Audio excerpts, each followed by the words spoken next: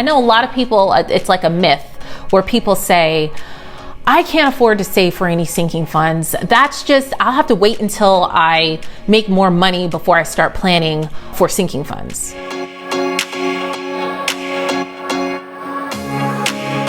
Hi friends, welcome to Moms and Money, where we talk about managing money, making money, and saving money for the women in the household. Today we are talking about sinking funds.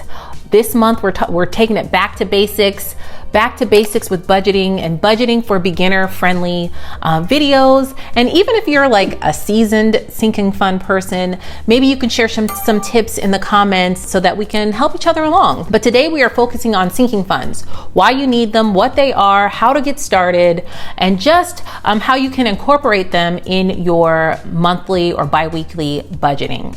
So let's first talk about what sinking funds are. They're basically short-term savings goals, and these are it's not meant for you to have long-term savings or use these for retirement or anything like a college, saving for college or anything like that. These are short-term things that you know are going to come up that you would like to save cash for. So if you have no idea where to start, maybe you could sit and think of different things that you know are going to come up within the next 1 to 2 years, even 5 years. But if that's too overwhelming for you, just break it down. Maybe what's going to be going on in the next 6 to 12 months. You can start with that, but you just think about like little things that you know are going to happen that you would like to save for. The further you save out, the less you have to save each month. So if you know something is going to be happening, let's say you have to go to a wedding and it's going to be 2 years from now. You can start that savings fund for the wedding fund. Let's say you're in the wedding and you got to go travel out of town for the wedding. That can be really expensive. And you know it's going to happen in 2 years. So then you would set up a sinking fund immediately and then you'd have 2 years. Let's say you're going to end up spending $1,000 to be in this wedding.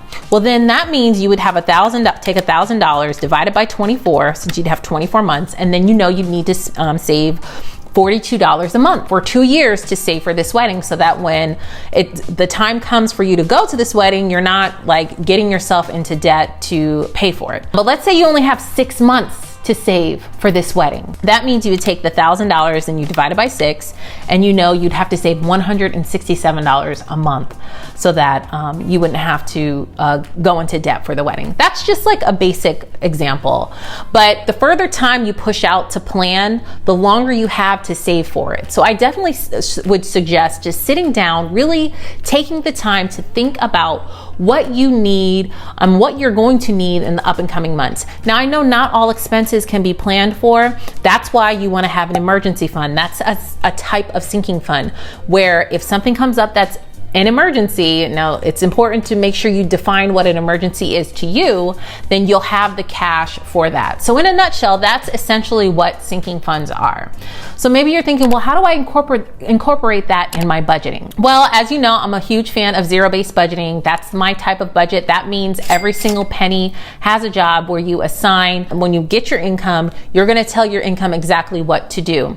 Now, I personally like to budget in Excel, but you can also do this with pen and paper. It's totally up to you. You can download my free zero-based budget Excel template in the description box, or you can purchase a few of my digital printables so that you can incorporate your sinking funds in your monthly, bi-weekly, or bi-monthly budgeting. But what you're going to do is you're going to sit down, you're going to look at your budget to see what you have. You have all of your normal expenses in there, and then whatever you have left over, that is what you're going to plan for what your sinking funds are for. Now, essentially, you know, when it comes to debt, you should have your whole debt repayment plan. And if you don't have that, that's okay too. Maybe I'll do a separate video about how to create a debt repayment plan. If you're interested in that, leave a comment down below. So you're going to sit down, you're going to look at your budget. Maybe it's in Excel, and you're going to think about all the different things that you have. Like for instance, for me, Christmas gifts, that has to be a sinking fund that we plan and pay for and save for every single month. Now, every year we don't spend the same amount. Sometimes we spend less, sometimes we spend more, but I always have like whatever's left over in that sinking fund, it gets rolled over to the next year. Christmas gifts is one of them.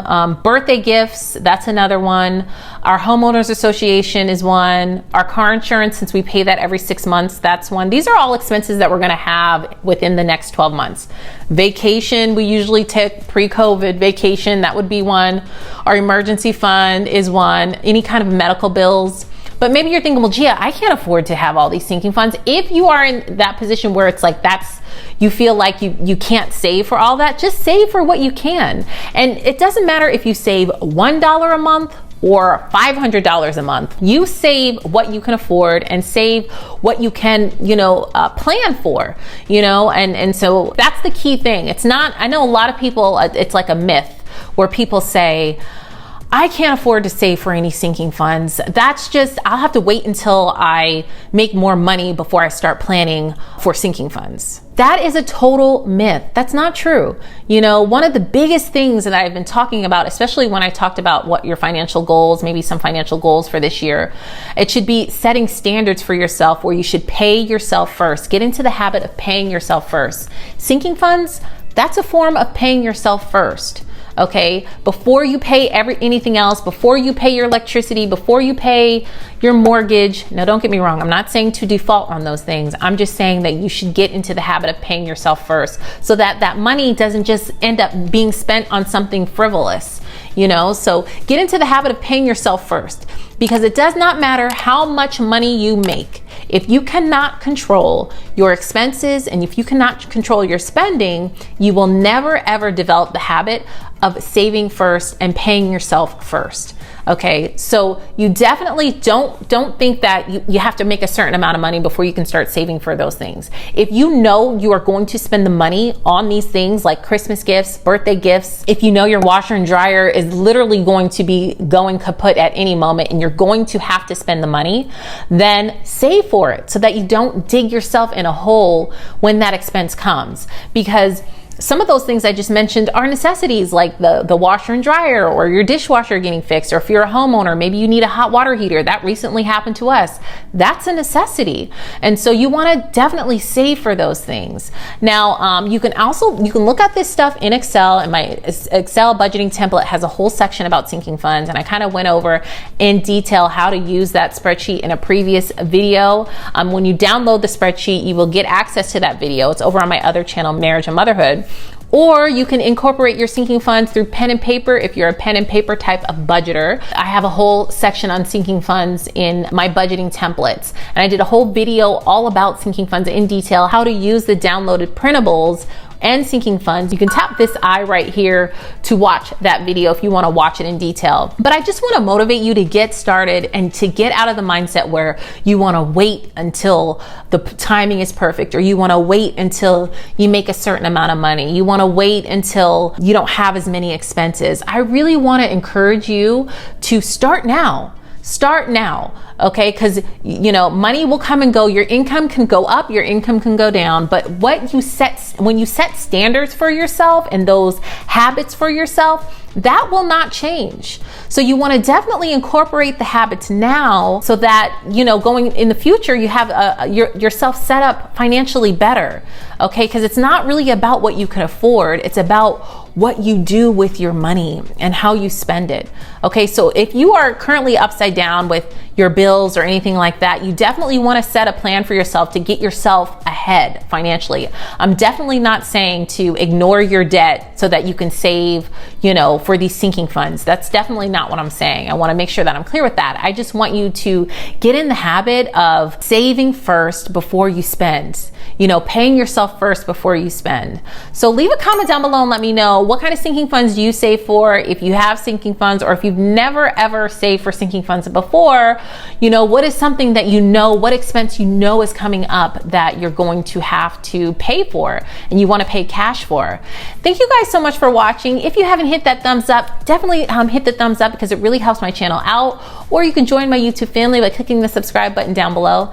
Thanks again for watching, guys, and I'll see you in the next video. Bye.